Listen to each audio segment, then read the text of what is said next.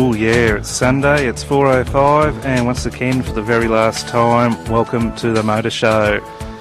Is it going to be big, Gary, today? It's going to be big. It's going to be massive. It's a 2-hour final finale of fun and frivolity today. Oh, God. It'll be absolutely ginormous. And I believe you'll then go through the archives and you'll found a few shockers from the last 12 months of the Motor Show. Yes, there's a best of. Or a worst of. And a few bloopers as well. Oh, bloopers? God. Yeah. Bloopers? Blooper reels. Yeah. We've got Adam back in today too. He's even made an appearance. Yeah, it's been a while. It has. Welcome back. Thanks stranger. very much. Thank you very much.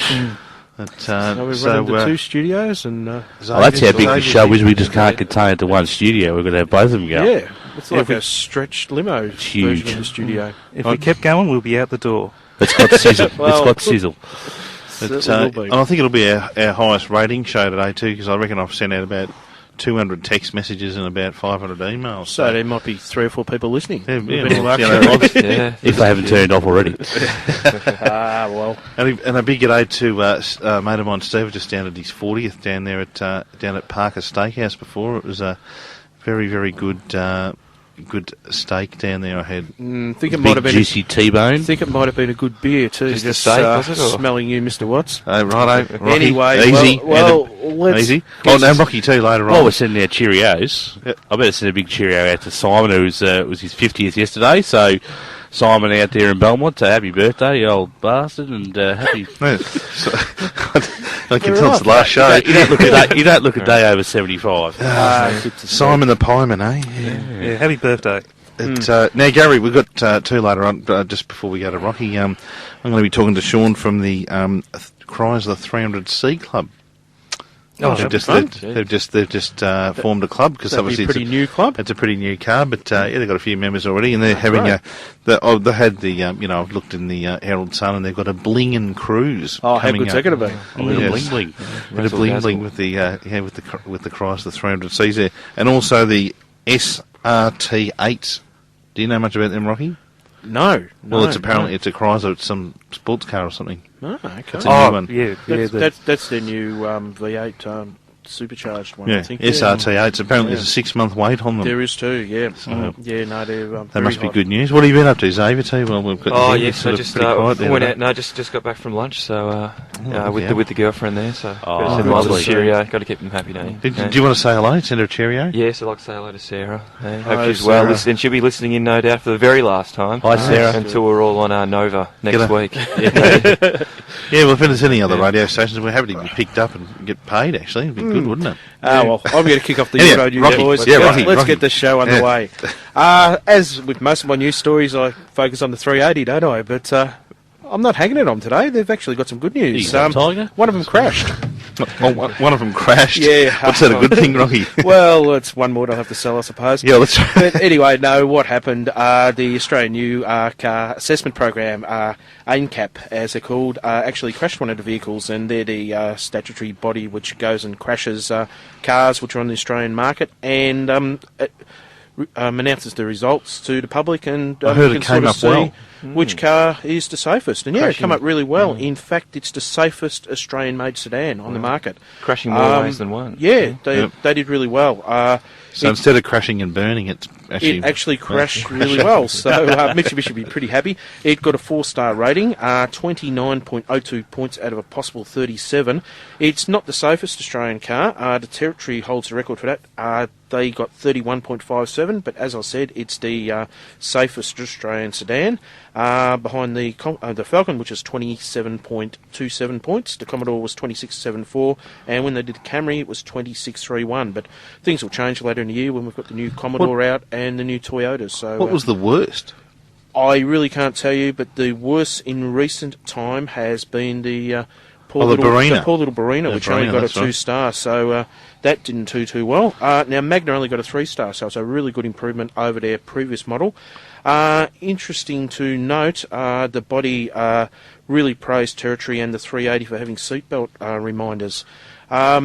Did you know a third of the people who are seriously hurt or killed in a car aren't wearing seatbelts? It's really hard to believe in this day and age.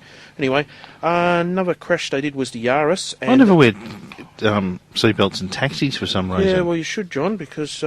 Naughty. Because taxi drivers are idiots? Is that what you're implying, Rocky? Yeah, they're probably not very You would have good. got a taxi up here, wouldn't you? No, I You got walk. my lovely wife to... Oh, okay. Good to see. What was that? It was a bit... What was that? My- That my- was the John accident. and his crashing taxi. No, Yeah. my lovely wife, Kath, dropped me off. that was so she kind. wasn't drinking today. That's what I like to hear. Now, they also crashed the Yaris. That did well too. 4 stars, 29.46 points. And just another interesting note, there were some European crashes of some European cars which are sold out in Australia. The Peugeot 407 Coupe, the Megane CC from Renault, all got a 5 star. So they're the safe 5 stars as high as you can go. That's so why I those drive cars a Renault, Rocky. are very, very safe. Oh, Gee, we're right on the sound effects today. Now, also talking I've got safety. nothing better to do. No, it sounds like it. Also talking safety. RACV, have we got anything for them? No, just not me. to worry. Remember not a number. Just remember that. Right, no worries. They've been having another little bit of a push to get ESP on vehicles, which is the electronic stability control. Now, Holden during the week announced that their new VE Commodore, which is out sometime September, all their vehicles will have, all the Commodore vehicles will have ESP fitted as standard, so that's good news.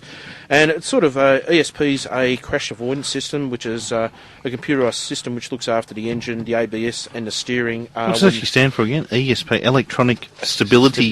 Control. And it's... No, P, isn't it? I think it's program. Is it? Electronic Stability Control Program, yes. Yeah.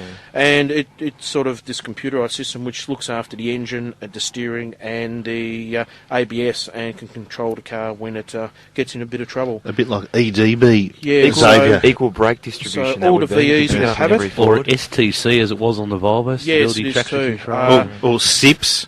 Side impact protection system. That's yes, it. There's a lot of these names. list Now, goes on. at They the love their moment- abbreviations, They don't do. Holden at the moment already have it on some of their high-end Commodores and Statesmans, and it's also in the high-end territories. So it's going to be across the board in Commodores.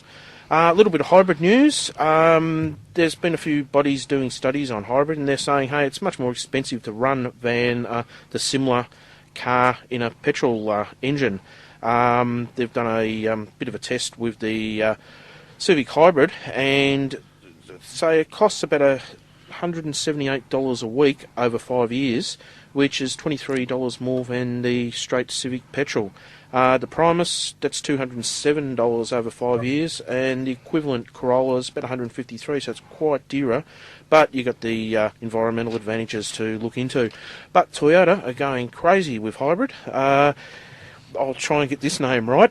Tokyo Fukuchi. He's the head of Toyota's ED2. brother. I'm not doing that one again. Oh, Tokyo. Yeah, more time. he's pretty good. He's Fukuchi. the head of the design centre in Tokyo's France studios, and he is going to go head to head with the Germans.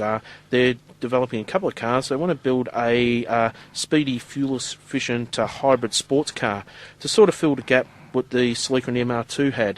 They're both off the market now, and they're thinking, hey, we can make a hybrid car along those sort of lines. And they're also looking at a luxury sports utility, like an SUV type car, and hoping that can sort of go up to head to head and sell up against the Flash Benzes and BMWs. So they're really going for a high market. So that will be very interesting. Does sound interesting, yes. And they think it'll also help boost their Formula One image. So we'll see how they go in hybrid. Now I'm going to come back later and talk about our new car Spotlight with Xavier, and we're going to talk about the new Turbo Territories we released during the weekend. I believe Xavier's had a little bit of a driver one. Very exciting We machine. will talk about that a little later on in Stay the show. tuned. Talk about Motorshow this- exclusive. Talk about Indeed. that siren, mate. I think that Coming might have at you. Maybe. that siren might have been bellowing out the It other week. might have been, yes, through the death bends of the Yarra Valley. Okay, well, we'll wander back later. And Speaking of S-Bend, very nice in there. Jeez, he's fast, isn't he? Quick today. He's on the ball. What have we missed over the a week? few weeks off, and look, I'm sharp as a pencil. He Mate, he's certainly like, is. who was the guy on Hey Hey Saturday? Murray. Aussie Murray. Ostrich, yeah. He's like Murray on Hey Hey Saturday. Yeah, Murray Treffout, wasn't it? Yeah, that's Yeah, him. it was. Yeah. Oh, I think we need a song, Gary. No, Murray Tregoni. Was it? Okay. Yeah. All right. We're going to go with a bit of one of John's favourites. Fluffy Frito? Seagull. Oh, look out. I ran. It's 94.7 The Pulse. You're listening to the Motor Show on Geelong's 94.7, The Pulse. Yes, that's right. And thanks to Danny there. Correct. Yeah. Every week she comes in the soundproof room and says the same thing. Yeah, she reckons she'd be bored by now, She's but the anyhow. Pulse's answer to Pete Smith. Yep. Yep. Well, I was going to say Lavinia. Oh, well. Yes. Rightio, it's time for the odd spot. Ooh. Well, And Gary is Gary getting getting odd odd, again? odd Yes, for the last time. Oh, no, won't be the last time. Now, this comes from the States. A little town called Belafonte. Elephant. Deo. Henry Belafonte, wasn't it? Harry. Yeah. That was the Banana Boat song you're thinking about, Adam. Yes. Anyhow, what's happening in Belafonte? What There's- state's that in? I don't know. Says right. Oh, come on, Gary, get your stats. No, I haven't got that information in front of me, Okay. actually. James Cassab, he arrived bright and early, 9:45am at the Centre County Courthouse on Thursday, where he's scheduled to plead guilty to drunken driving. Problem is, he was drunk when he got there. Portable breathalyzer found his blood alcohol level to be 0.15%, which is double the legal limit in Pennsylvania. There we go. Oh, there we go. Yeah. 24. Maybe he used to be Amish or something, the bloke. Maybe. Yeah. The 24, Cassab, he was handcuffed, led from the courtroom, put in a holding cell for the rest of the day to sober up. Didn't even receive a lunch. Oh, poor bloke. Not even a liquid lunch. Yeah, I bet he needed one of them. Yeah. So they tried it again at 3:45, and if he's sober, we'll take his plea. If not, we'll see him tomorrow. So later on, they pulled him out all blurry-eyed and still handcuffed and sat him down and asked him, "How do you feel?" Pretty embarrassed, he said. The judge said, "I bet." And yeah, so at that time they checked him out and he seemed fairly coherent. There was no alcohol in his system, so they sentenced him. And one of his sentences, you're not allowed to drink any alcohol, or not even be inside any establishment that serves or liquor. So I'd prefer the death penalty. or not even be near someone who was drinking alcohol. So Oh, imagine So that. what's he going to Imagine do? that, Gary. You could have go to AA or something. I think so. Yeah. So It sort of sounds Poor like he's got little a bugger. bit of a problem, doesn't he, really? Like a 9:45 a.m. Misunderstood. blind. 0.15. He's not having much of a go, is he? Hey, just as a little footnote to our odd spots, so remember a couple of months ago we had the story of that guy who did the few Ks down the Hume Highway backwards. Yes, 40 odd Ks I think he did. It was on the telly the other Yeah, night. he's going on a bit of a holiday for a few weeks for being a bad boy, so When did he drive? He drove from Wodonga to yeah. Benalla or Something something. like that. Yeah, Yeah, it was wasn't quite a while, so the judge said, "No, you need a little bit of a holiday, boy," so We're going to gear the he's word, locked up for a little while. What an idiot. Yes, exactly. And of course, always at the Pulse, we always promote safe driving and We certainly do. definitely. keep it under 05 and buckle up in the back and everything else. Yes. And yes. never drink and drive. Yep. No. Never. Oh, we know what time it is for. What, Gary? Look out. Pick of the week. I'm free. This week, I decided, since we spoke to the HD and HR club last week, that I'd search around eBay for what HDs and HRs are about, because Yeah, there's 'cause, not many of them left, really. Well, is there? especially the HD, we discussed that last week with the gentleman from the the GM HDR club, which they've actually got their day on today up at Federation Square. They've so- got a great day for it. but they were saying that the HDs are pretty scarce because they're only out for about 13 months, and a lot of the ones that are around sort of rusted out and are gone to the big HD heaven. So Certainly have. you got one there, Rocky. What's that? We what's that found one at 1966 HD, starting bid of about 27,500. He's hoping to get about 3,500 for it. It's not registered, nearly roadworthy. Just needs some seat belts fixed, and he reckons the interior is really good. It's a grey Lismore body paint, which needs a bit of a touch up, but the car's in pretty good thing. So that is available now. You found one, Xavier, too, while you were Yeah. hanging around? Rocky, just by the way, how many Yeah, sorry. miles on that one? I haven't got the details. He didn't actually list it. It says 179 litre. It must be a... it's a 179, exactly, so it's I the... think he's That's got that a the... little wrong. The 179 cubic inch. It is. That's the hotted up one. Yeah, and no, I'm thinking of the X2, wasn't it? X2 was 179 X2 was the big banger. Yeah, and but this the one's a 149 was the standard engine. Oh yeah, mate. Low compression or high compression. You had your options. Yeah. They're all there. And what's the one you've got there, Xavier? Firstly, I have to ask. Gary's got all this info for us, and it has done very well indeed. But Gary, what were you doing up this morning at 7:30 in the morning? Now, did you go out last night? When you just jumped he was just getting home. It wasn't that early, was it? Yeah, it 7:30. was. Goodness me. Oh, okay. Need the whiz. Indeed. But the Holden HD, I've got a 1965 sedan here, starting bid of 600. Quite a nice car indeed. Must need a bit of work for $600 though. Yeah, well, it definitely looks like from the photo that I can see here, it looks like it might be rusted right through. It definitely needs 4 new tyres and definitely a front windscreen. Good. And probably rego as well. You'd think. So, I would say so. Just fractional. Where's that one? That one is that's over in WA. That one, in Western Australia. So it'll probably cost you just as much to get it back over here. Maybe. Bring it back on the train. I've noticed on the front there, no postage, which is a shame. Yeah. But it's 40 years old. Like Yeah. it's been around and Exactly. it's been a workhorse in its day. So Exactly. a little bit of love and care and a lot of work, it'll come out well. So jump Nearly on eBay. 50,000 miles. So she's fairly low case for 40 years. Yeah. But, Quite a few yeah, she's a pictures in nice there, old so- girl. Adam, looks like we've got a call. We have got a line. call on the line there, Gary. who have Rick we got? Doherty. Oh, gee. The big fella. Okay. Hey, Gary is in a technical. He's pushing buttons. You're there, Rick. Pushing all the right buttons. Yeah. Yeah. Now, Rick, have you got a question you want to ask the Motor Show crew? John, you've had a few, haven't you?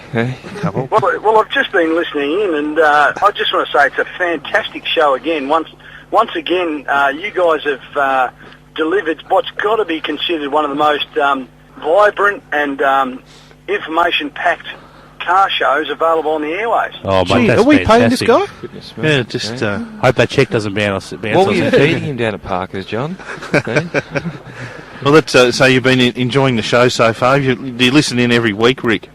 Oh, most weeks, John. Most weeks I listen in there whenever I get a chance. And look, I used to listen to Triple J, but you've definitely Well, you've got them. So you've got Roy and HG on there at the moment, or us here. Like I know what I prefer to Who be would you listened to. Yeah, well, I've made the swap. good to see. Nice. You've crossed the other side of the dial. I have. Now, I've got a bit of a question for you guys. I don't know whether you can help or not, but Yep. my wife drives a BMW 318i. Yes. And What's your wife's name, Rick? Sandra. Oh, okay. Right. Yeah, g'day, Sandra. If you're listening, she listening in too. Big shout out to you, Sandra.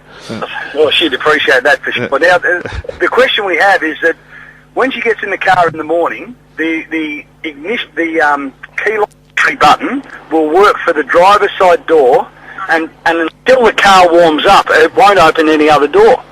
Oh, this is a good one for you, A Adam. little bit of BMW engineering. Oh, mate, that's fantastic. Oh, I reckon it's a feature. Can you guys answer that question at all? well, it could be a minor breakage in the wiring that when it's cold, it's not making contact, and once it warms up, the air temperature warms up and it makes contact, or it could be a fault in the control unit that doesn't like opening when it's cold. It could be something as simple as that. Okay. So, what would you suggest we do to rectify it? Oh, get it into your an auto electrician or your local BMW dealer and get them to have a look at it. I thought he was going to say buy a Commodore for a minute, but anyway. Well, okay, that's always a good option. You should buy a Ford. They're a good car. Well, I actually drive a Ford Territory. well, you I see. need to Very listen good. in a few minutes' time when we talk about the new one. Well, I'll be looking forward to hearing about it. Because, Yeah, Rocky. I'll be looking forward to hearing about that. Yeah, Rocky used to good to drive hear. a Territory too, Ricky, but he hasn't got one of those anymore. But he's very excited about he's got some information on the Territory Turbo. Hot off the press. That sounds very exciting. Now, guys, can I just ask a question? Is there any truth in the rumour that today's the last show? Right, it is, It Rick. is. It is. As emotional as that It is. is. Look, we all sound very emotional, and it is emotional to a degree, isn't it? Eh? Well, I've sort of picked up a hint of sadness in the air and during your show, and let me tell you, the listenership out here, we're sad too. Good to see. Oh, what suburb do you live in, Rick? I'm out of North Geelong. Oh, okay. And but I got a good mate, and he's out of Barwon Prison, and Right. he's in every week too. Oh, that's good. magnificent. Yeah, good stuff. We've got a few friends out there. All right, Rick. Well, thanks for your call there. We hope that Adam might have cleared up that little sticky door problem for Sandra. So Go see the auto electrician. Well, thank you very much for your assistance, guys, and good luck for your last show, and hopefully it won't be the last time we hear you on the airwaves.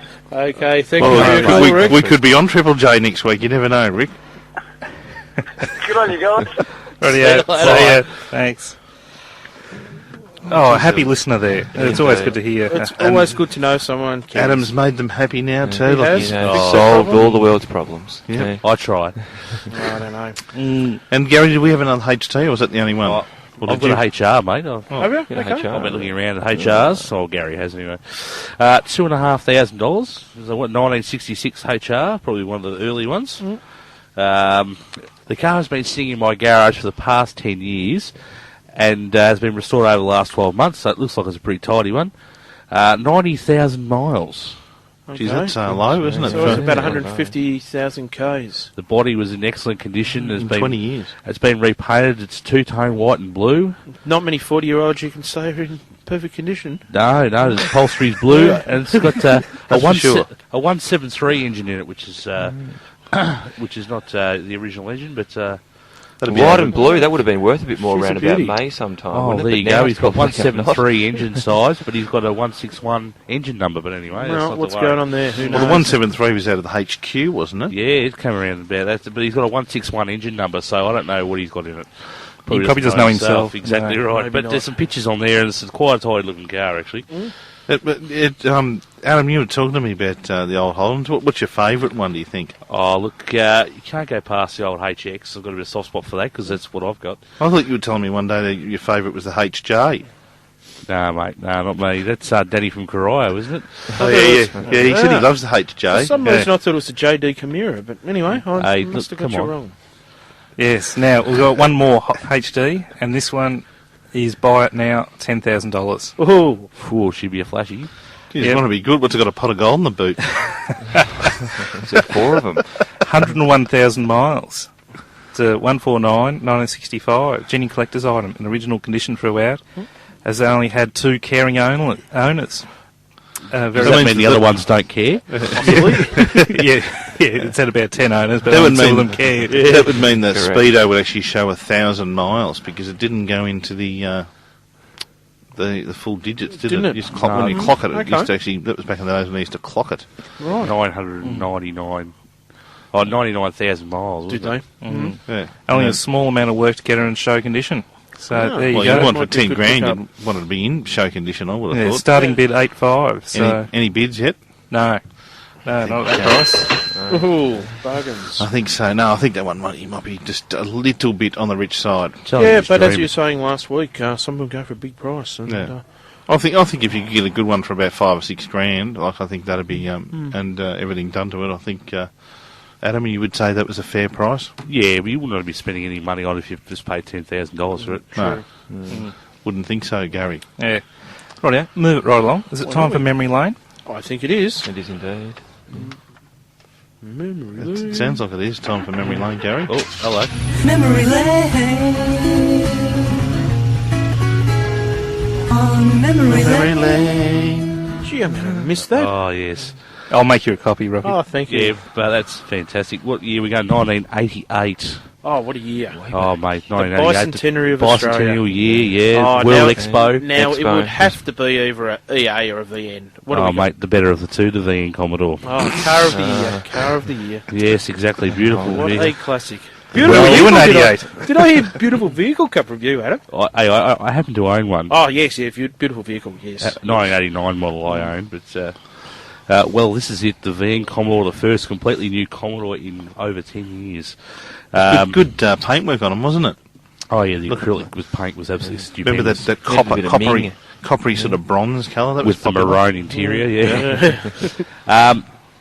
They were a $51 million project of the Commodore, and it's derived from the Opel Amiga. Yep. And brought out here, and they introduced Australia to the V6 engine, which previously wasn't... it was a complete new engine for the Commodores, first, wasn't it? Yeah, first mass-produced V6 in Australia. And it was the first time that the Commodore was brought up to Falcon size. It was a lot bigger than its predecessor, Yeah, wasn't that's it? right. Yeah, a lot more room inside. Which sort of gave Holden their road back to success over the last... That was a turning point, wasn't it, really? Very much a turning point. Last 20 years? They were in trouble there with the VL. They got actually bought out completely by General Motors in about 86. There was no Australian shareholders after that. And the VM came of age, and there's still a few of them out there on the roads. It really saved them, didn't it? Yeah, no, you get them in the executive wagon, Bellina and the Bellina wagon, and later on they had the S-Pack, and of course the SS, which I happen to own. Oh, was there a Calais back There then? was a Calais. Was there? Yeah. And later on it was a VQ Statesman, which is based off the same... Yeah, they come in... They're slightly longer wheelbase, but yeah, you get in V6, sort of V8, the Buick V6. The early ones were a bit rude and crude. They didn't go... They went really well, but had a lot of problems with the... Welsh plugs and fuel injection problems. They really sorted that out by Series 2, when they had a more Australian engineering engine. And they had the 4-speed auto, which the Falcon didn't have at that stage too, didn't That's they? right, yeah, the Turbo 700. And you also get in a manual, 5-speed manual. But, they were... and they went quite well, the V6. And they're much sought after the young boys today, aren't they? Yes, you quite often see a van running around town, dropped on its belly, and With a bit big of fluffy Electric gauges on it. big exhaust, automated gauge on Yes. there, yeah. But, very good car for the era, and you probably pick one up for about under $500. Yeah, you wouldn't be paying too much for a... Good, cheap average mate, one. very good on fuel. The autos had some problems with them too, didn't they? Was it? Or? Very flary. They weren't a very nice auto, Yeah. but strong as an ox. Yep. Bit like the 3-speed in the Falcon in the EA, very strong. Now, And- Adam, just remind me, was there a Lexus version, a Toyota version in this There model? was a or Lexus, yeah, that's when or it was that in the started. next model? It No, did it start on the started VN, did it? late VN, Series 2 VN. Right. And the only difference in panel-wise is they actually put Statesman guards Yeah, that's right. on the front, so they had the indicators in the bumper bars. And they had they were a little bit more up-spec, weren't they? Oh, yeah, sort of. But remember the A few Lexus bits of- Newport? Oh, Yes, that I was do, The yes. Calais or the That was, Bellina. that was the Calais version. They had a few bits of Oh, extra mate. plastic, didn't it? Put Yep. in the wrong spot. Yeah, lots of ordinary. bit more fake wood. I think it actually had leather. I think the fake leather. Lexus version of it Leather. actually had leather. Yeah. I think you could get leather in the Calais. It was an option. Yeah, but I think that was the thing about the other one that came standard. There was a few little things on there that actually weren't too bad on it. If you couldn't afford a Commodore, they bought a Lexan. Yeah. But a mate of mine used to have one of those on gas. A Lexus on gas. It was a good thing. But, Backfire. What was the problem with the metallic paints on them? All paints. It wasn't just metallic. It was all. They used acrylic, and I think it was just a cheap acrylic because there's not a VN going around with its original paint. It hasn't got faded Yeah, it roof, was like faded interior bonnet. paint, interior house paint they used on it. Yeah, mine's been repainted in 2-pack, so mine's all. Yeah, hunky especially the dory. red, they faded really bad. that didn't they? reddy and the coppery bronze and that sort of silver blue colour. Yeah, there was a few nice colours out there. The gold wasn't a real nice colour, but they did suffer. The early ones did suffer from poor build quality, but as it went on, they got a bit better. Well, when the Falcon came out, it made them look good, didn't it? Well, yeah. So it I suffered think a I've bit at got. the time. Hopefully, that's on tape, Gary. It's Rocky actually bagging a Ford. I think it was a standard feature of all Australian-built cars back then. 1988 Yeah, cars, exactly yeah, right, weren't yeah. real good on quality. But, Gary, so that's memory lane for the very last time. It's the 89, very emotional. We finished on a classic, didn't we? the VN Commodore. Well, we might take a break, but before the break, we're going to have a bit of a best of. Oh, we've got a bit of a Not a flashback. best of. Bit of a flashback. Way back. We're going to listen to a caller who we had a few months ago. Will. Will. All right, let's have a listen to that. Yeah, it's Wal, I think. Wal, are you there, Wal? It's Will Will. from Whittlesea. Oh, g'day, Will. How's it down in Whittlesea today? Good, thanks. How are you, buddy? Very well, very well. That big bloke of yours is normally on that big bloke. Yes, yeah, he's not here today. He's out on the trucks today, so... Problem with me Butte Ute, mate. Oh, have you? Oh, you might have to give the RACV a call. He'll come out and tow you or something. Yeah. Good motor show, you blokes, eh? You pack of geniuses, see? Yeah, that's right. You got the one. When's he back? Should be back next week. Yep. All right, I'll give him a call then. Yeah. I love your show, Sophie. Oh, very nice to hear. Good work down here in Whittlesea, we love it. And how are your crops going down there? Oh, yeah, which ones are you talking about, buddy? The ones we're allowed to talk about. Yeah, the ones in between the trees up the back shed. They're doing okay? Oh, yeah, they're going well. Just those are hydroponic tomatoes. Fantastic. That's what I like to see. Fellas, keep it up, all right? Okay, God bless. See ya. Thanks, Will. 94.7, The Pulse. You're listening to the Motor Show on Geelong's 94.7, The Pulse. That's right, you are back on the Motor Show. Thanks, Danny. Yes, thanks, Danny. And we've got a caller on the line, John, have we? Oh, we're actually talking to Sean. Sean's from the Chrysler 300C Club. And they've got a bit of a day out on the 2nd of July. G'day, Sean. How are you? Oh, I'm great, thanks, John. Thanks very much for having me on. That's all right. No worries at all. You're going down in history, mate, because it's the last ever motor show here on the Pulse. So we're going out in style, and I'm sure you'd agree with that when you're driving around your 300C, mate. Yeah, certainly do. But it's an honour, mate. Thanks very much. And, the 300C certainly is a fabulous car. That's the way. And tell us about you've got a bit of a day coming up on the 2nd of July. What's happening there? You've got a few 300C owners and also the SRT8s. Now, SRT8s, I haven't seen many of them around. How long have they been out? Oh, they've been out now. I think their official launch was around about 4 to 6 weeks ago now. Yep. And I've seen delivery now into Victoria of probably only 3 so far, 3 maybe 4 so far into Victoria, with a few more coming in the next week or so. Yep. No, very good. So the SRTs are coming in, but we've got in our group around about, what have we got now, about 12 of the 300Cs as well. Okay. Oh, very good. And the SRT8s now, what are they? Do they look a bit like a Crossfire, or are they something totally different, or are they? No, the SRT8, believe it or not, looks remarkably similar to the 300C. Oh, okay. Except it's just it's like a little boot lid spoiler and a little spoiler on the front and a slightly different engine that puts out a bit more power. So, you know, they're a bit difficult to tell apart, but if you get behind the wheel of one, you surely know what you've got hold of. That's the way. Yeah, they go pretty well in the version you've got, the 300C, don't they? That's the Hemi, isn't it? We were talking about them. Adam's our technical guru in here, Sean. And, Adam was very excited about the Hemi. It's good to see it making a comeback.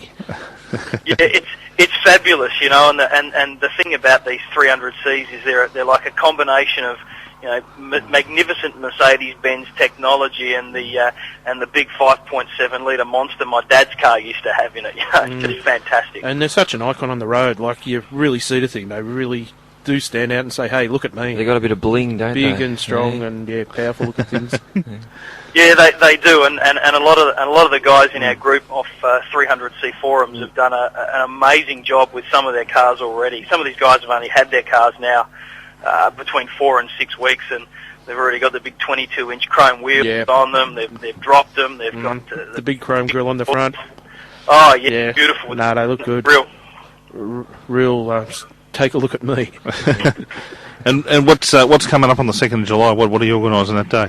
Well, it's an informal gathering at this stage. This will be the second one we've done. It's meet and greet number 2, if you like. We'll get together at the Moonee Valley Racecourse in the morning at about 10:30, 10:45. Spend about half an hour out at Moonee Valley so we can get the group together and everyone can have a look at the latest modifications that they've all made. Then we have a cruise up to Mount Macedon for a bit of a late morning tea at the very top of Mount Macedon.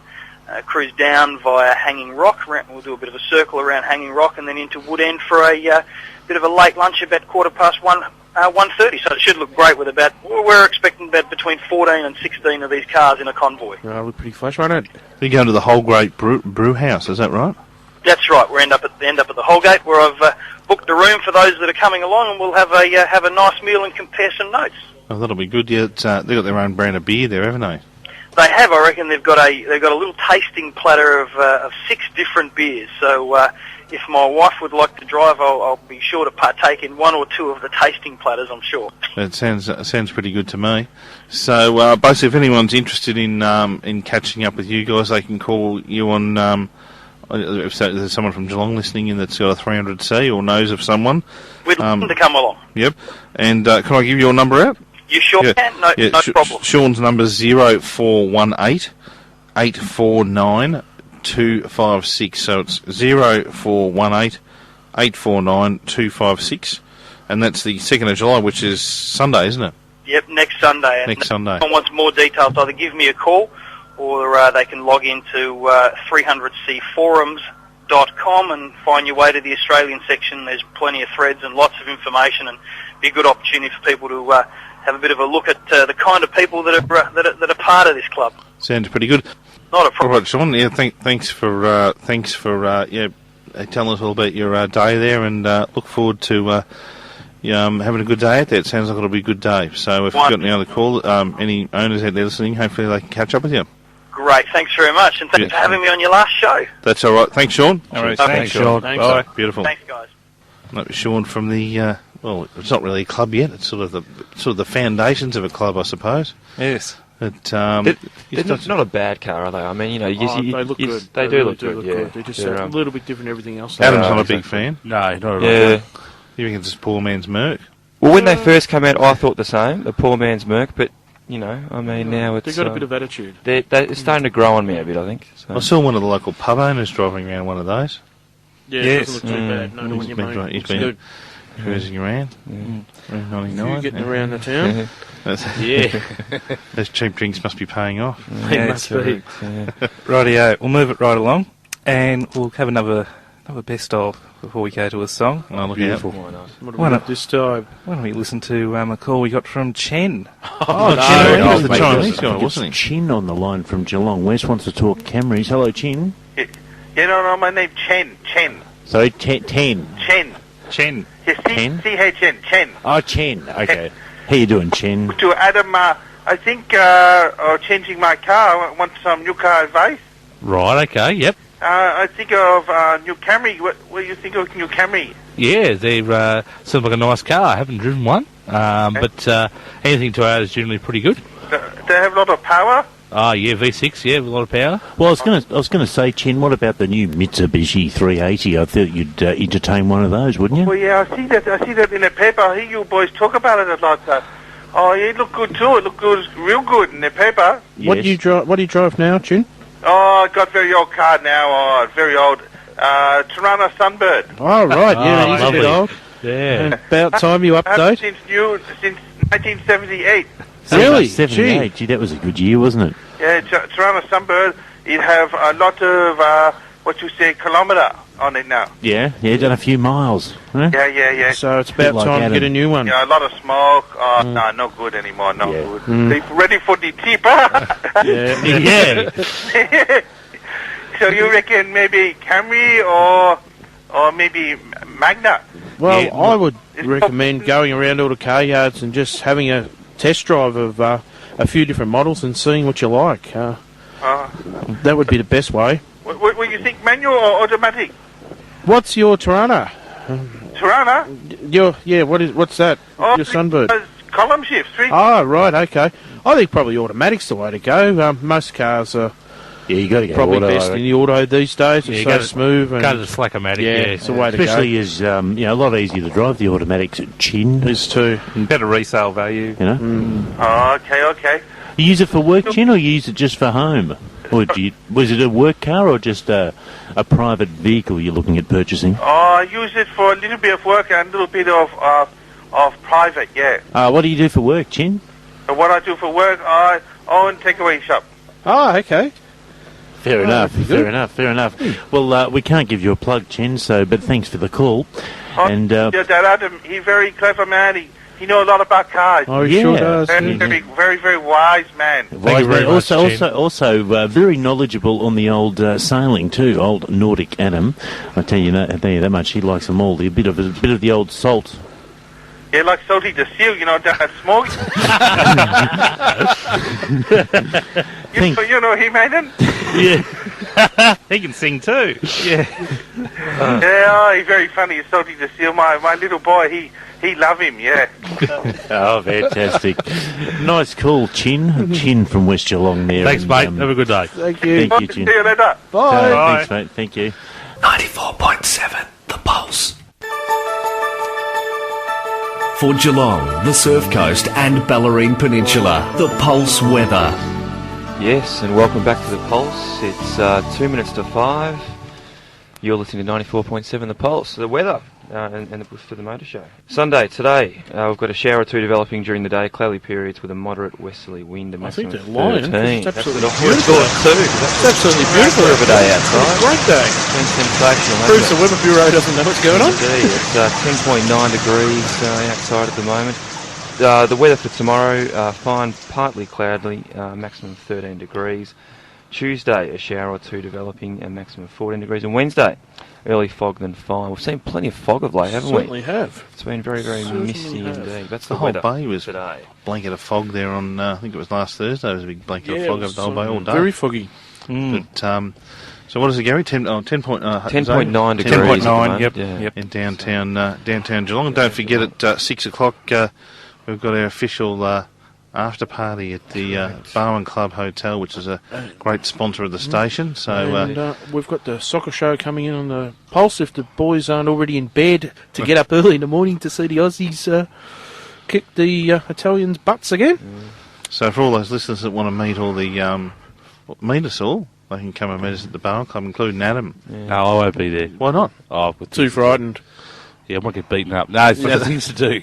What about those Brazilians? Gee, they're good in the soccer, aren't they? Eh? 5 World Cups and still third world. Eh? Well, I might start up the new car spotlight, and I think I'll get you to give me a little bit of a hand on this, Xavier, because you have had first-hand experience. Indeed. We're talking this week about the new turbo versions of the Territory, Ford's award-winning SUV wagon. This is big, isn't it? It certainly is big. Amazing You car. didn't think the Territory could get any bigger, and then they released the 4-speed auto a few months back. 6-speed auto, I should say, a few months back, and now they're out with 2 turbo variants. They're both all-wheel drive. There's a Turbo Territory, which is a mid-series spec, a little bit like the TS, but maybe a little bit more upmarket, and the Turbo Territory Gear, which is their luxury model, and it is really flash. Now, these cars deliver 29% more power, 25% more torque, and they use about 10% more fuel, so it's a pretty good deal. 14.2 litres per 100k, so it's not too bad for a big car like that. 240 kilowatts there. Yeah, Rob. that's right, 245 kilowatts, so she's pumping it out, and she's a pretty big car. The most noticeable thing when you'll see one, other than the turbo sound, is the hump on the bonnet, which hides the intercooler. They've got big 18-inch wheels on it, and inside they've got the 6-speed ZF automatic transmission, which has been spec'd up to suit the Territory's all drive system.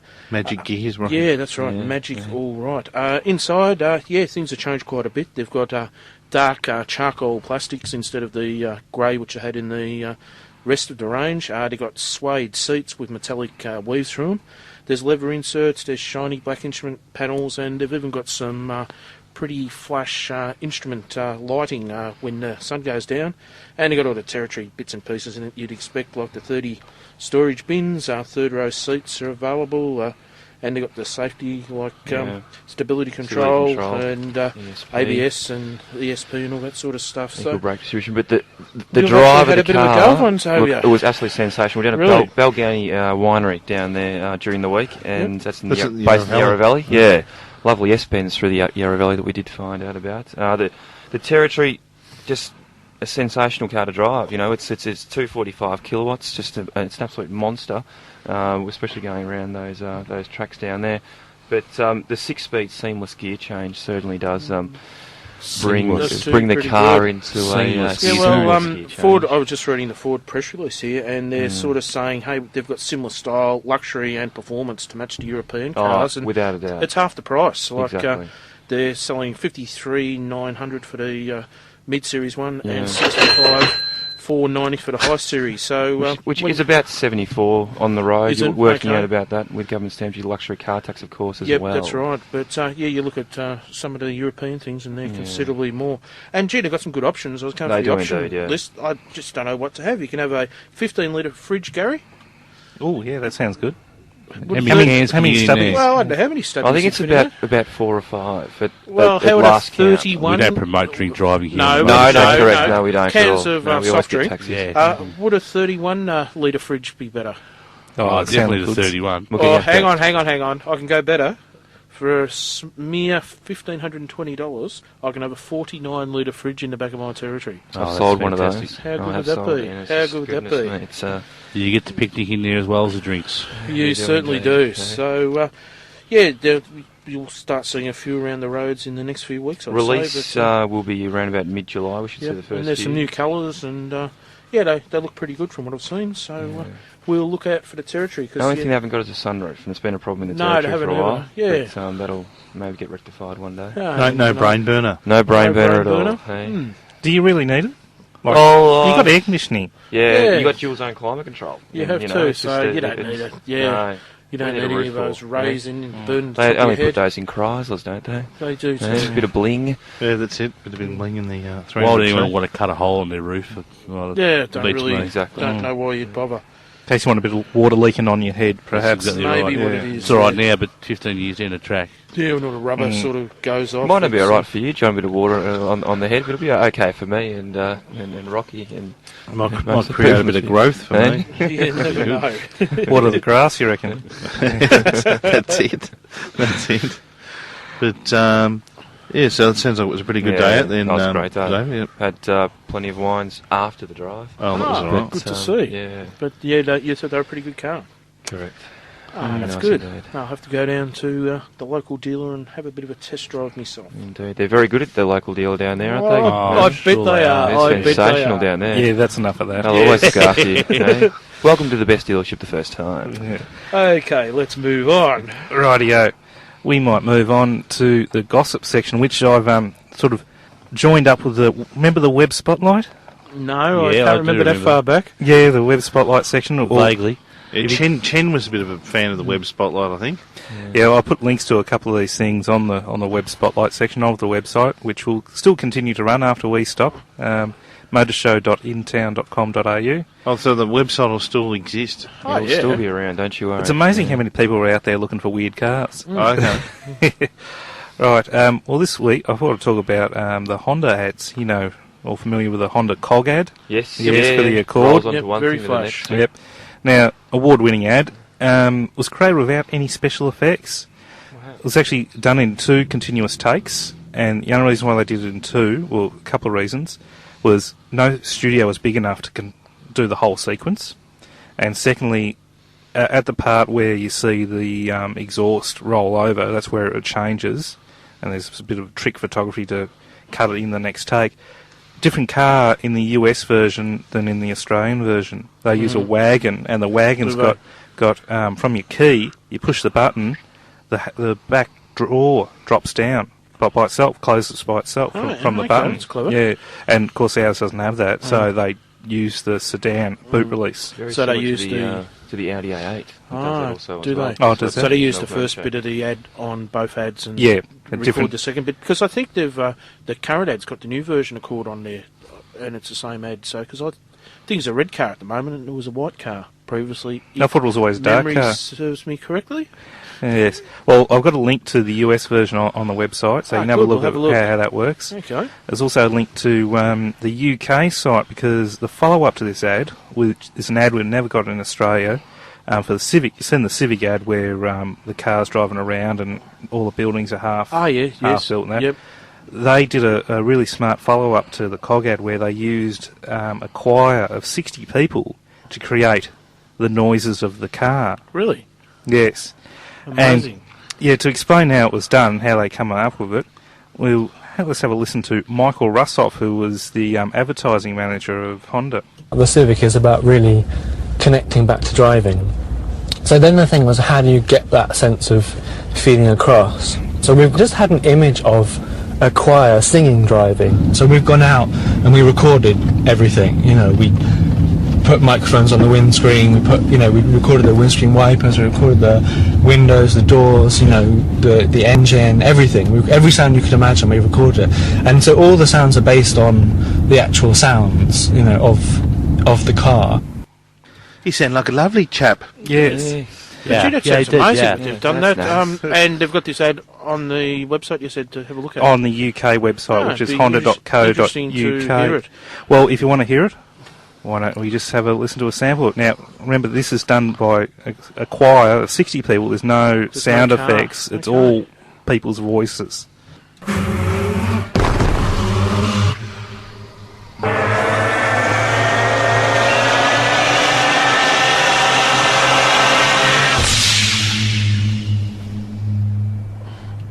That's getting weird again, guys. Yes, certainly is. It's a bit. What about those? Bit out there, isn't it? Himalayan choir members what do the thing with their throat. Sounds a bit like them. Yes. Very unusual. It is. Rocky, what have you been watching? Yeah, I think you've been watching Foxtel Discovery Channel just too a bit much. too much. Or Yes, National you're right. Geographic. Well, could be worse. I could be watching. Now, if there are any else. calls out there, 5225 Yes, I'm here. It is our last show, and I would love to hear if from you you sort as of well. listen to the show every week and you're maybe a little bit too shy to ring up and ask Adam a question, well, look, it's our last chance. And I don't bite. And yeah, he's we very normally get a friendly. call from Stuart out of Belmont, but he's been a bit quiet today. Yeah, I think he might be away this weekend. Yeah. He's somewhere. Right, well, speaking of callers, we're going to go to a break. Before that, another best of. We're going to listen to a call we received from Fung from Finesford. I remember good old Fung, the Santa Fe man, I think. We'll go to Fung from Finesford. Hello. Oh, yes, it is Fun from Finesford. I give you a call about the new Santa Fe. Oh, right, yes, okay. I What read would the you like to story a know, moment ago. Fung? What would you like to know? Me very, very, very excited that the new Santa Fe has finally come to Australian shore. Yes, no, it should be good. Yes, should be very, very good and give the territory a very good run for its money. It may do, and even the Kluger. Oh, yes, Kluger too. When I was a small boy back in my hometown, I grew up next to where they make the Santa Fe. Oh, right. Oh, yeah. You're Korean, are you, Fung? Oh, Korean, oh, yes. Ah. And a very, very exciting time for the new Santa Fe. But- And I always tune into your show. Driving back from Melbourne, took my mother out for lunch. Oh, that was nice of you. And Had some cream of young Santa Fe. oh, right. Where have you been out for yumcha or something? Have you, Fung? Up to the Red Emperor we went to. Ah, very nice. Yes. I'm driving the old model Santa Fe, and I'm thinking of changing over. Right. Well, maybe a good thing to go and have a look at during the week. I think they're in town, so Most definitely so. Yes. yes. And you like the Santa Fe you got now, Fung? Oh, it is very, very nice, John. Very nice indeed. The Santa Fe has been How many? this sister. How long have you had that one? This one I have for 2 years. Right. Yes.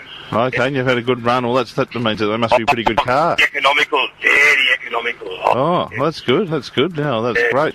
Well, so you reckon you'll launch into the new one? Oh, I just want launch into it. Right. What are you going to go? The 5-seater or the 7-seater? Oh, this 7-seater. Me got big family now. Oh, have you? Right. Okay. You're pumping out the children, you know. Yes. Good to see. Good to see. Yes. Good stuff, Fung. Well, hopefully our Rocky's new car news there gave you a bit of an insight, and you might just go down and check one out next. Yeah, but as we say, with buying all cars, make sure you try the competitors as well, because you never get the best car until you've driven them all. Yes, I almost bought the Territory, but no, Santa Fe. Oh, Santa Fe. Oh, right. right. Territory is a very good car. I can see you're very passionate about the Santa Fe there, Fung. Oh, just special car. Oh, yes. Well, that's good. All right, Fung. Well, thanks for your call. Not to worry in the world, huh? Yeah. Oh, yeah. No problem, mate. Oh, And happy. So, what's your mother's name? My mother's name is Oh, that's a good name. Your food, chicken foo, yeah. Right. Okay. Chicken foo. All right. No, chicken flu. Oh, all right.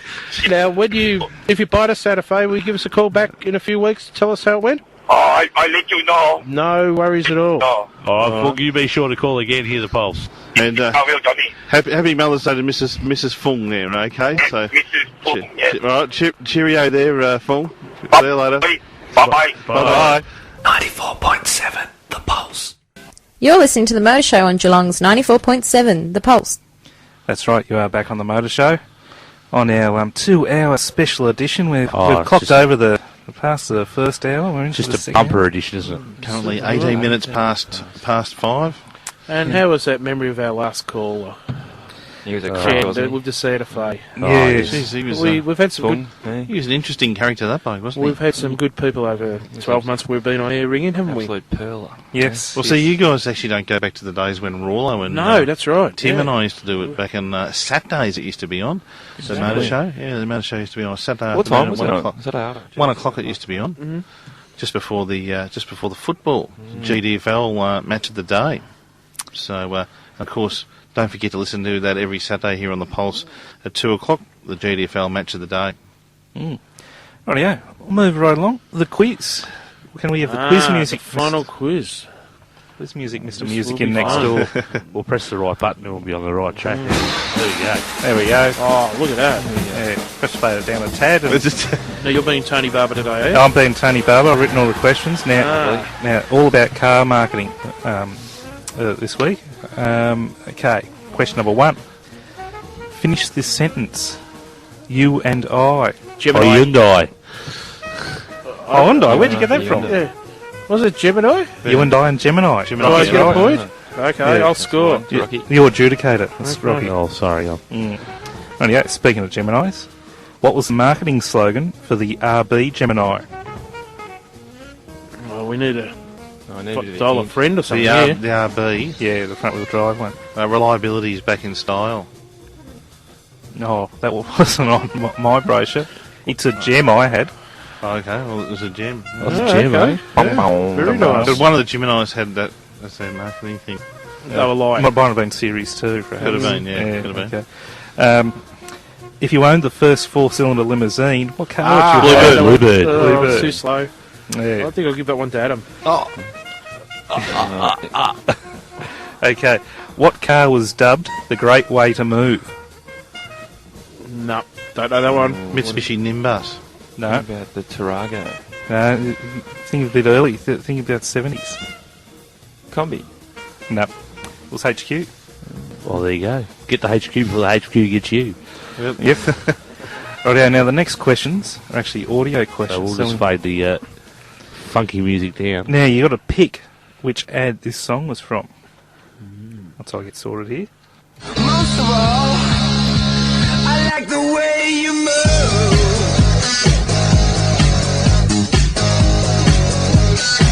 It's a Hyundai, isn't it? No.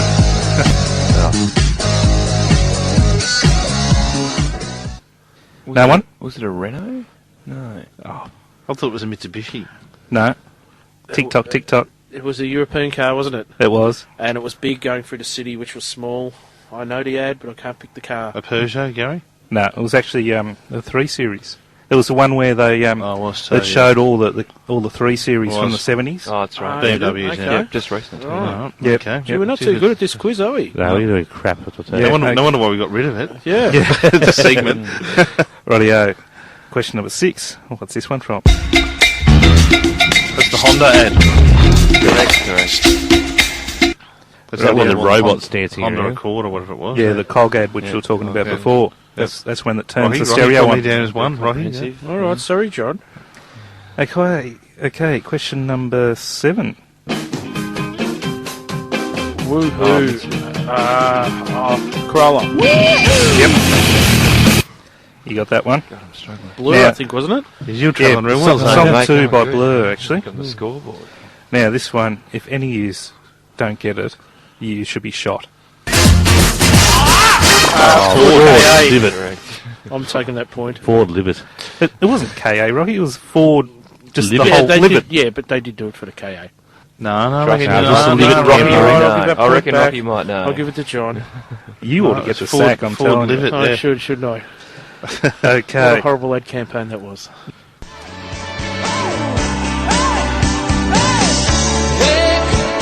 Mercedes-Benz.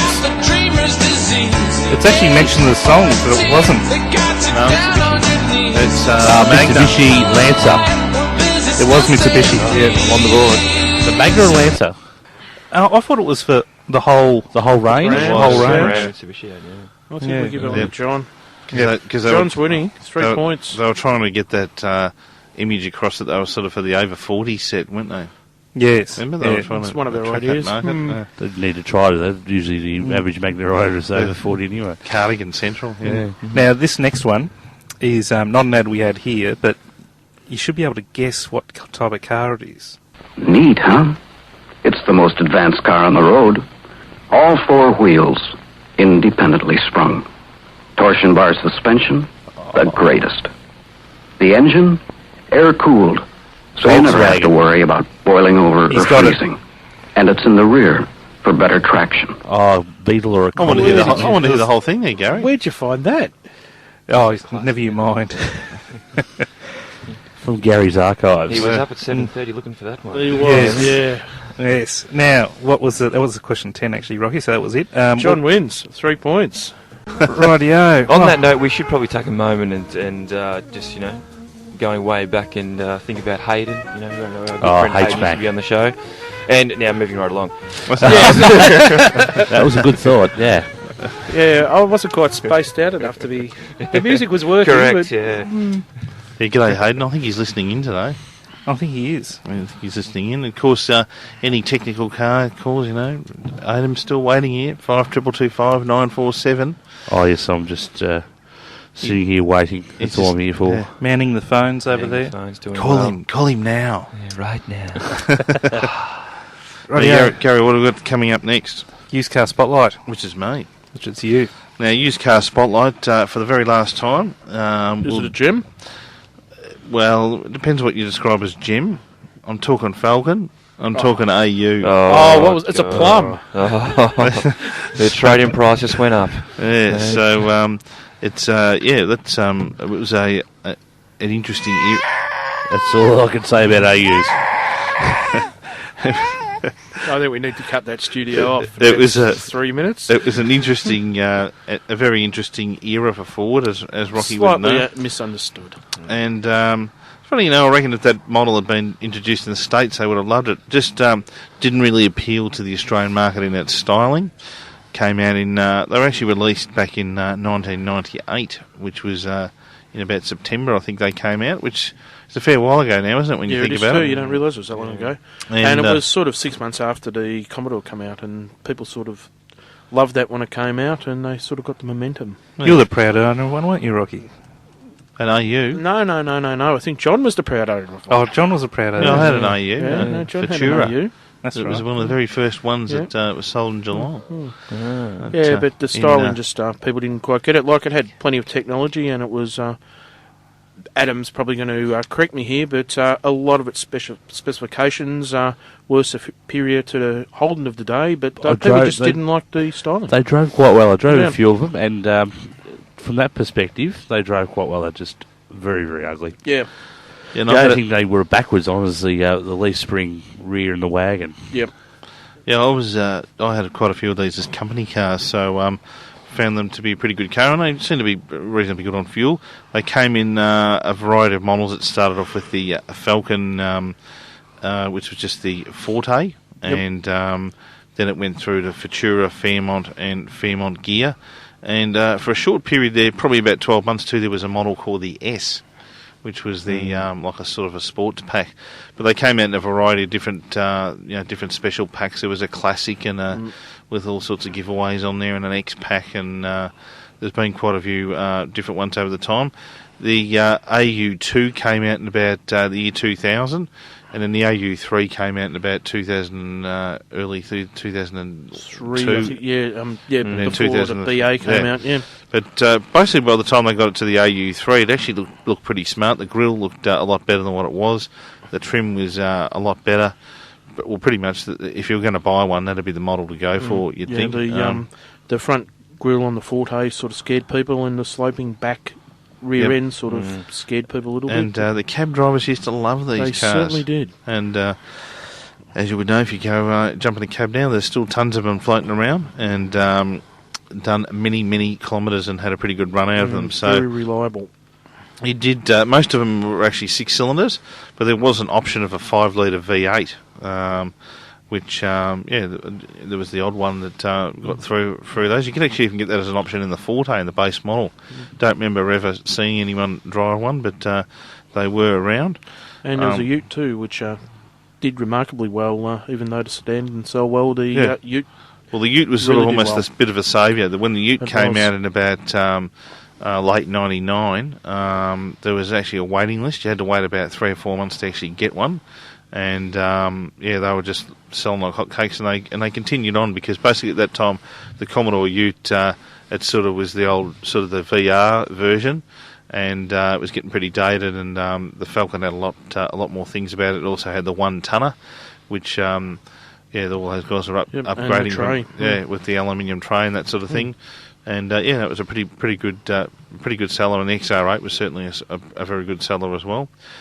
Things to look out for if you're going to buy one of these second hand. Make sure you don't get one that was an old cab, because giveaway will be it's yellow.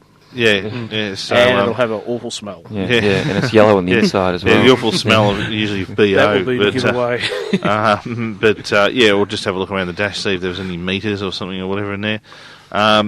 Also have a look for the driver's seat. Apparently they used to have a bit of an ordinary sort of run with the driver's seat. They used to wear out a bit. Make sure it idles nice and smooth. Look for any exhaust smoke, and also coolant leaks. They had a few problems with their coolants at some stage down the radiators. The automatic, they usually didn't have any too many problems there, but just check them out. Make sure it changes nice and smooth.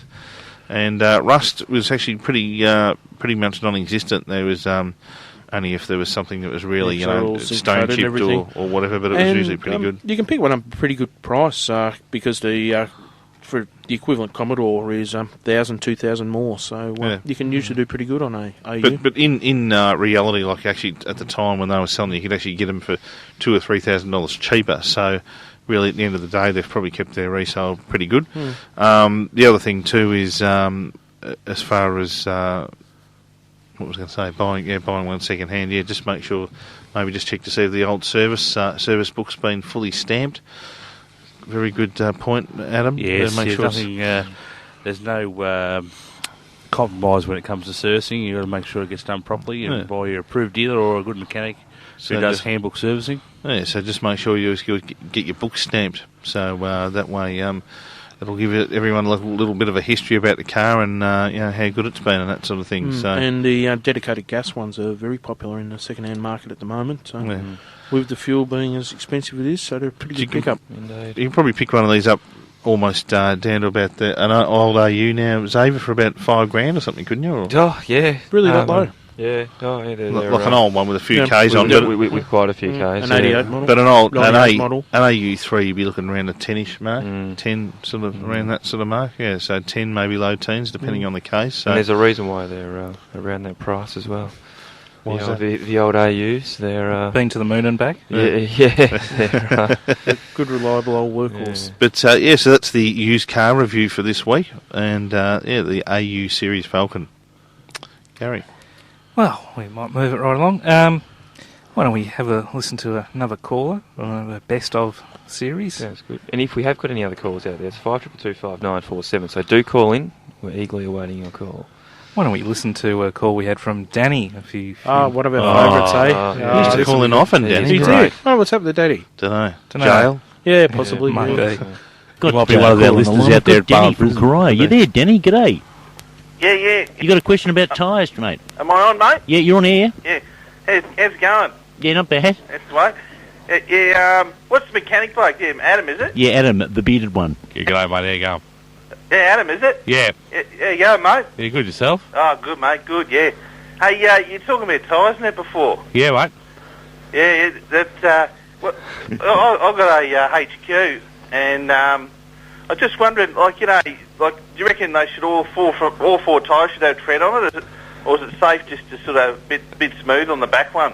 Oh, no, it's probably a good idea to have tread on all four, mate, yeah. Okay. Especially the rear ones, being rear-wheel drive. Yeah, just sort of, if I'm a bit of a young buck, mate, and, I like sort of dropping the clutch a bit. Oh, you like doing a few burnouts? Yeah. Denny Donut, are you? Yeah. Denny Donut from Corio. Oh, mate, no, I always go to legal street drags, mate. Do you? Out at Avalon there. Yeah, you like that, do you? And the burn-out patch? A bit of mud on the face. Yeah, it's the way, mate. Yep. That's the way, but, so you reckon you should put tread on? You probably should have tread on all 4 tyres. It generally helps. Yeah, what's the legal, the legal sort of millage? Oh, well, they've usually got a tread wear indicator on the tyre, which is the minimum tread you can have on your tyres. It's usually mine's worn right through, I reckon. Has it, mate? almost to the steel belt, mate. Yeah. Racing slicks. Yeah, no, I bet the cops will kill me, mate. They pull it over, you know. I better put some on. The cops in Corio know you, Danny? What's that, mate? Do they know who you are? They know you. They pull you over all the time. Mate, they hassle me all the time. Do they? Yeah. Well, I wonder why. Oh, no, the car's all right, you know. Like you just got a bit of fun in it, you know. Oh, okay. So what's it got? What sort of engine you got in it, mate? 351, mate. I mean 302. Oh, yeah. Well, a Ford engine in your hold. That's good to see. Oh, no, I mean it's a 202. It's a hermaphrodite. The big 6-cylinder, eh? Yeah. It's got it's hotted up, you know, like, you know. You got a shaker on the bonnet, mate? Yeah, it looks, the letterbox, mate. It's got letterbox. Oh, that'd be nice, yeah. Any fluffy dice? No fluffy dice, mate. You're making fun of me. No, absolutely not. Danny, I tell you what colour is your car, dude? Oh, it's like a I think it's called orange, like real bright orange colour. Oh, okay, yes, yep. Yeah, and it's got like mags on it, lowered. Is it stock though? Was it stock? Like, was it not a special model or anything like that, or I've just done all the work to it myself. Have you? Like, yeah, it's all lowered. Like Peters did all the lowering on it. Looks good, mate. Looks good. Like if you saw it, like, you want to buy it. Like, fair income, that good, eh? Yeah. I've always been looking for a HQ. Yeah, you know, a lot of blokes stop me in the street want to buy it, and that. Yeah. Get the HQ before the HQ gets you. So if someone said, look, here's 15 grand, you know, I'd probably take it because, you know, I'll spend about 20 grand. Okay, thanks to Danny. Nice call there, and good luck if you... You're a genius, mate. You know everything about cars. I listen to the show every week. Oh, thanks, mate. I reckon you're the best mechanic around. Oh, thanks, mate. That means a lot. The bearded one, our resident grease monkey here, so get out the monkey wrench, I'll tell you that much. Thanks, Danny, for the call. 94.7, The Pulse. You're listening to the Motor Show on Geelong's 94.7, The Pulse. That's right, and you are back on the Motor Show, the final 2-hour special edition of the Motor Show. And what a motor show it is. I'll be a crack. Oh, yeah. I think we need to go to one of our callers. It's all falling apart. One of the memorable ones from during the year. What Yes. have we got there? Why don't we, put me on the spot here, well, why don't we go... Had a call from Stephen who wants to ask Adam some questions. You there, Steve? Hello. Hello, how you doing? Yeah, good, thank you. Okay, you got the panel. Go for it, Stephen. Adam, is it? Yeah. G'day, Adam. How you doing? Yes, I'm just ringing up about my Commodore. Yeah. I've got a VN. I've got a lot of problems with the transmission. Right. Seems to be leaking a fair bit. I've checked everything out, and it slips gears, and I can't sort of work out what's the matter with it. What do you think it might be, mate? Oh, you said you've got a leak there. Do you roughly know where the leak's coming from? Oh, I don't know. It's slipping gears and that. I'm not really sure. Have you checked your level? It sounds like you're losing a fair bit of oil, and that's why it's slipping gears. And what's the oil level like? Oh, it's about half. Yeah, look, I wouldn't hurt to top it up a bit there.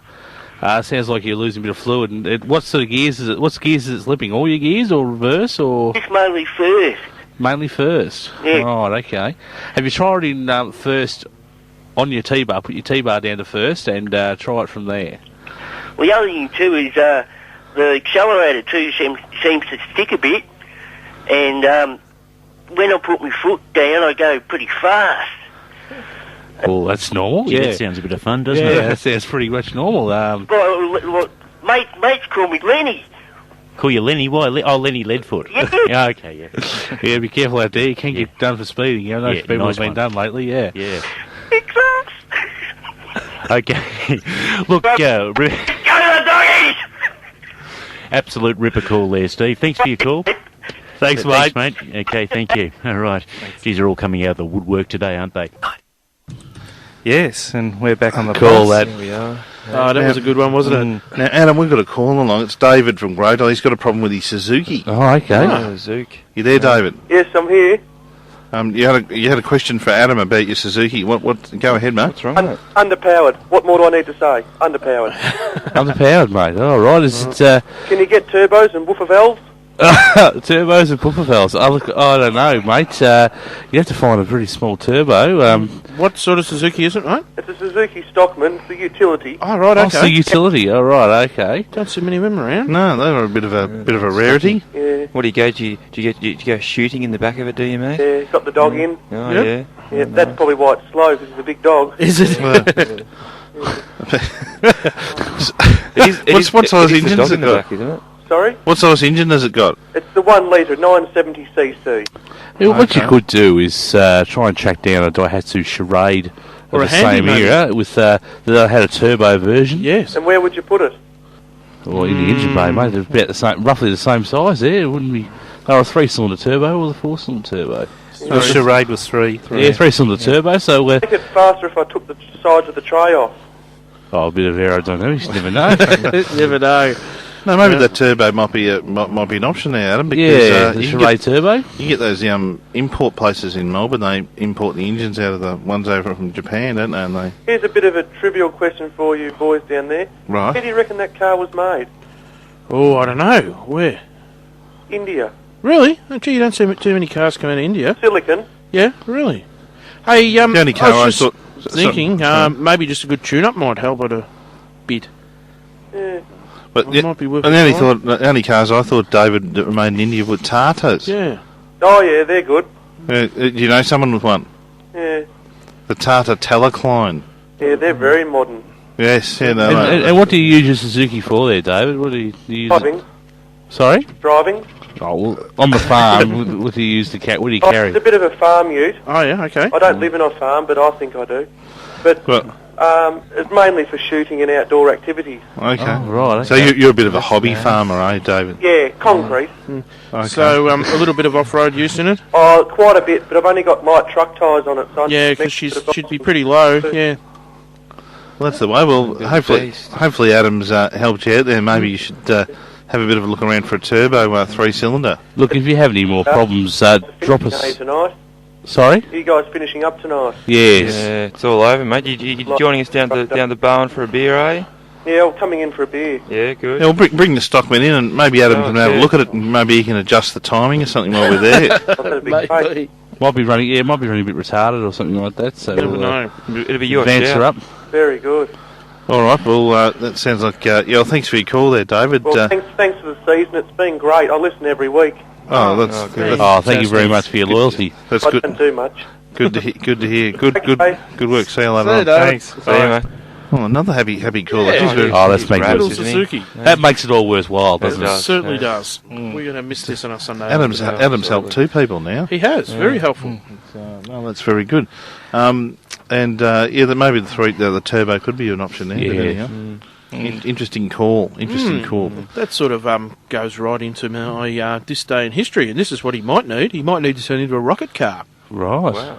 I got a bit of a story here in 1928. German car company Opel debuted a little rocket car. They got a section of railway track near Hanover in Germany, and in front of 20,000 spectators, they put a rocket car on the railway line and got it to a speed of 157 miles an hour on its first run.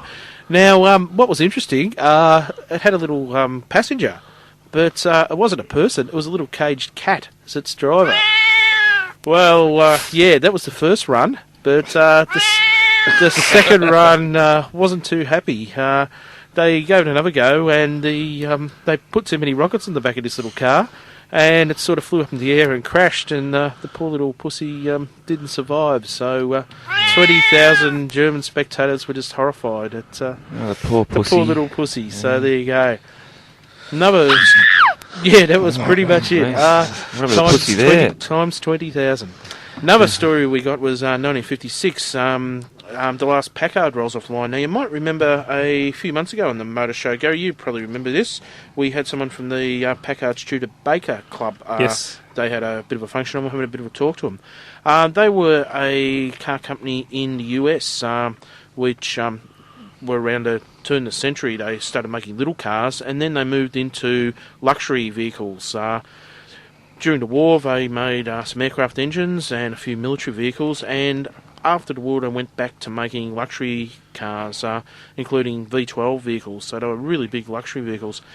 They also were responsible for introducing Mercedes-Benz into the US. Mid-50s, General Motors and Ford sort of went after them. They released a few luxury vehicles of their own, and they sort of did a bit of a crop price crash, which sort of made the Studebaker and the Packard sort of lose a bit of their sales. So they thought, we're going to close up this company, and in 1956, the last car rolled off the line. They did have another plant in South Bend in Indiana, which survived another 12, 18 months or so. But the last Packard is sort of known as being the one what was built in the Michigan plant, which closed on this day in 1956. After they closed, a lot of the dealers then went on to sell Mercedes-Benz, the ones what hadn't already. So that's how the Mercedes-Benz network got their way through the United States and have become one of the most sought-after luxury cars in the US today. Because Packard distributed the Mercedes alongside the Packard brand. Yeah, very interesting. Yeah, it was. Well, we might have a little bit of a break before we come back with a weird car of the week. And the final 10 minutes of the Motor Show on 94.7 The Pulse. Yes, so why don't we listen to a caller we had a few months back, Belvedere. From Belmont. How could we forget what Belvedere? A classic. Belvedere from Belmont. That'll be nice. Are you there, Belvedere? Oh, hi, Gary. Oh, hello, Belvedere. Fellas. Hello, Belvedere. Oh, hi. Hi, now that's Xavier guy. Oh, hello, Belvedere. What can we do for you? Gossiper. Tell you what. Now, Toyota is number one sellers. Because I got Yes. a Starlet. Yes. But why I'm bringing up is because I was listening to you before about the classic cars. Right. And I'm looking for like an RX-7. Oh, okay, right. An RX-7, yes. You know the one, but I want to know, guys, they come in auto. Auto, Rocky? The RX-7, I really don't know. The RX-7 hasn't been about for a little while. No. They make the RX-8 now, Mazda. The RX-7 is such a sporty little number. Yes, they are. No, they haven't made the RX-7 for quite a few years. So, could you find out for me, guys, if they come in automatic? Yes, okay, we shall do that. With my other hand? I'm pretty sure you can get the RX-8 in automatic for you. RX-8, ooh. Yes. All right. And they got the suicide doors, so they're very flash. Too flash, no, not enough money. Oh, right, so you might be better with like an MX-5, a little sports car, because a bit of zoom. Yeah, but people think you're a bit campy, one of those. You should go and buy a Tats Lotto ticket tonight, Belvedere. Oh, there he is. There you go. I know who you are, Dave. We've seen you at the exchange. Now, what are you driving at the moment, Belvedere? Is Adam on the show today? No, he's not. No, not today, no. The John guy. No, he's not either, but next week they should be back, yes. Who? They should be back here next week, Oh, darn which would be nice. Now, what are you driving at the moment? Dave, is he ringing, is he? No. No, he's a valuable valuable member of our team. I wouldn't ring him into a dance show. He's a good dancer too. Now, what do you drive at the moment, Belvedere? Pardon? What do you drive at the moment? Well, I've got a little Starlet. Oh, little Toyota. Oh, nice little thing. Right. Just when they changed, you know. Right, okay. Came out. Yeah, no, they're a nice little car. And you're thinking upgrading to like a sports car? Well, I'm just thinking, you know, Right. I'm just having a second childhood, I guess, guys. Right, okay. You know? Something new and sport. Yeah, well, there's lots of vehicles around now to try. But yeah, no, go around some of the yards and see what you can pick up. So you reckon, how much do you reckon I'd spend? Oh, as much as you want to spend. You'll find something for every market. Oh, thanks. Maybe even, even a second-hand one. You might be able to pick up a really good value second-hand little sports car around the town. Well, if any of your listeners know, Belvedere is looking for Okay. a RX-7, preferably teal blue. Oh, the teal blue, yes. They look nice in the teal blue. Okay, no problems. Someone can teach me how to drive manual. Teach me how to drive stick shift. Yeah, well, that's not a bad idea. Well, Got to go. we'll take your number off air, and if anyone's got one they're trying to sell. At the door. Okay, Rightio. nice to hear from Thanks. Take care, Bob. Bye. 94.7. You're listening to the Motor Show on Geelong's 94.7, The Pulse. That's right, you are back on the Motor Show, the final Motor Show, and coming down to the final 4 minutes. Indeed. Oh, very emotional. I'm getting, I'm welling up in here. Like my mum and my dad. And why don't we jump straight into the weird car of the week? What have we got this week, Gary? Well, I thought I'd bring it around full circle. We started off, the very first weird car was the Trabant from East Germany. Was. The communist car for the poor people. Well, I'm going the communist car for the rich people. This is the Czech-built Tatra. The Tatra. Yeah, the Tatra company dates back to 1850, and it was the third oldest car maker in Europe. They actually made the first aerodynamic car in 1934, and that would look very much like the Beetle. And in actual fact, Tatra their designers designed their ideas with Mr. Porsche, who later drew the pictures for the Beetle, and Tatra then started legal action, because basically it was a almost straight rip-off. If you look at some of the pictures of the early ones, yeah. And Volkswagen actually ended up paying 3 million Deutschmarks in damages in 1961. They really only had two sort of recognisable models. A T603, rear-engined, 1955 to 1975 it was built.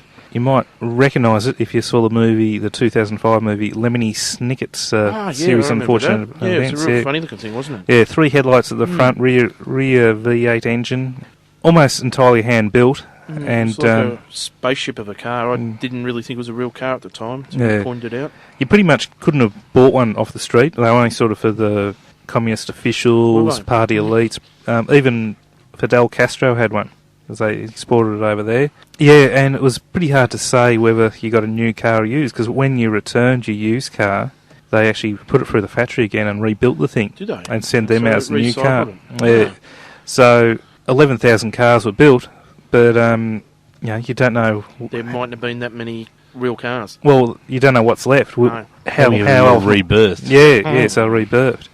So that they introduced a new one in 75, the 613, which was a squarish looking sort of thing, sort of like a Cortina, sort of modern Cortina hatch with still rear engine V8.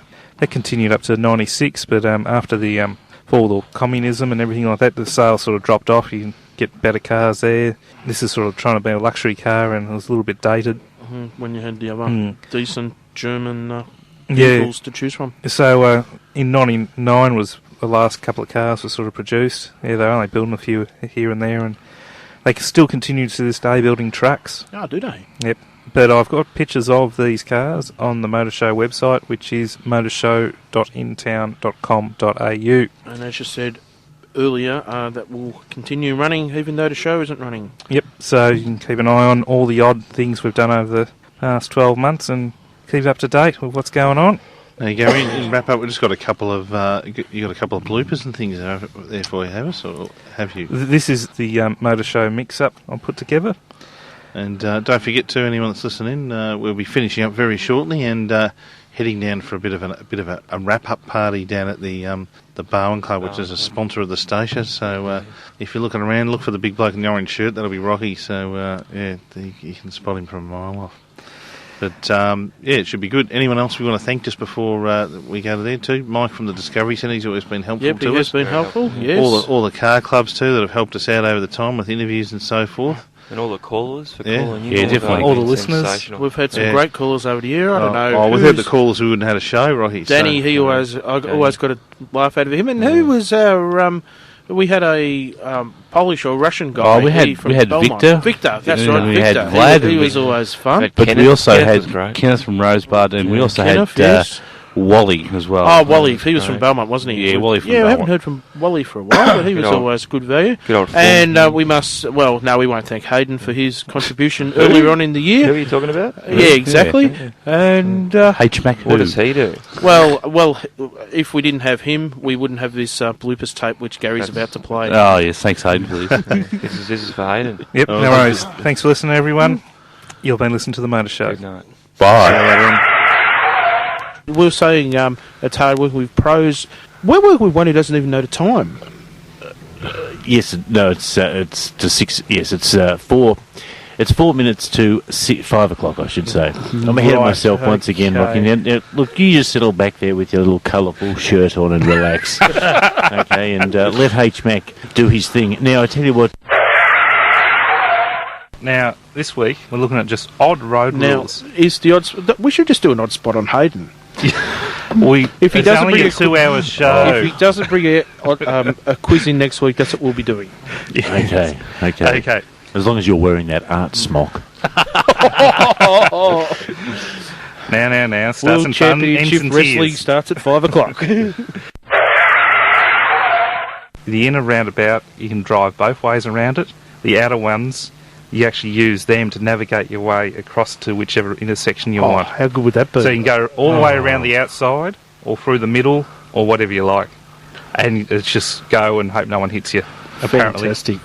That sounds like a lot of fun there, Gaz. That sounds scary. That does sound, it does sound... I have enough trouble getting around the roundabout at Johnson's Park without hitting a car. Well, with that shirt, I'm not surprised. Hey, shirt. I'll take it. All right, I'll take it off. No, please don't. I've got a question for you. Where'd you get that shirt? I really can't remember. What do you fancy it, dude? Oh, I just love the sort of like it's magenta purple sort of very. It's like a hairdresser's shirt. Oh, I'm not going there. I'm not going there. Fantastic. Now tell me, Adam, you were away last weekend down, explain, with Sea Cadets. The Navy Cadets, Australian Navy Cadets, training ship Bowen. Yeah, we were down in Portland last weekend for a bit of a weekend away, so that's where I was last week. Oh, okay. I'm going to call you Salty. Salty, you reckon? The salty bearded one. So what do you do down now? You're an instructor, is that right? Yeah, that's correct, yeah. So what do you instruct, the singing? No. I would teach some... sea shanties. No. Hey? What is a sea shanty? What's a sea shanty? I don't know. H-Mac wants to know what a sea shanty is. 5225947. I suppose it's a sea song, a song about the sea, like "Send me the song, a song of the sea." Well, I'm liking that. Yeah. Me hearties. Oh, yes, that's right. You'd be a very good pirate, I reckon. Hey? I don't know. I don't know. I could sort of imagine you as a pirate, Hayden. But do you anyway, think so? I reckon Adam would look fantastic with a big parrot on his shoulder. An option of a 2.7 litre V6 as well. Okay. Gee, that would be interesting, wouldn't it? A V6 in it. Yeah, they've had a 6 before, I think. They're just known as the Big 8 makers, aren't they? Suzuki. Oh no, sorry, I thought we were talking Jags for a minute there. No, you're sorry. well. I'll just get back. I'll just get back to my CDs. Good idea.